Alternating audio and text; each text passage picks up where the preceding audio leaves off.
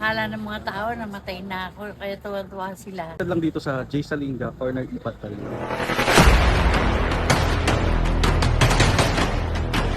Nung makita nila ako nagluluto. Kasi talaga hinahanap nila ako. Sabi ko, ganun din ang lasa, no? Kasi ako rin nagtitinda.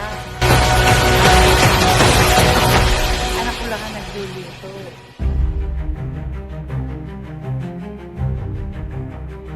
Talagang gusto nila ako kasi okay daw ako magano sa customer.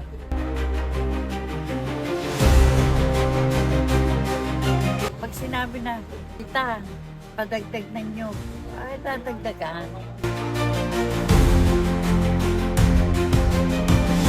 Kung ano gusto ng customer, ibigay natin. Di ba? Para makakuha tayo ng customer. Marami kong customer, taga-Pasig, dumadayo dito.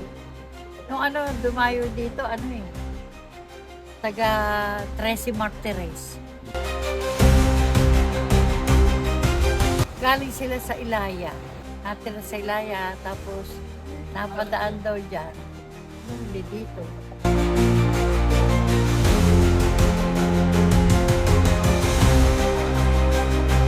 Nami-miss nila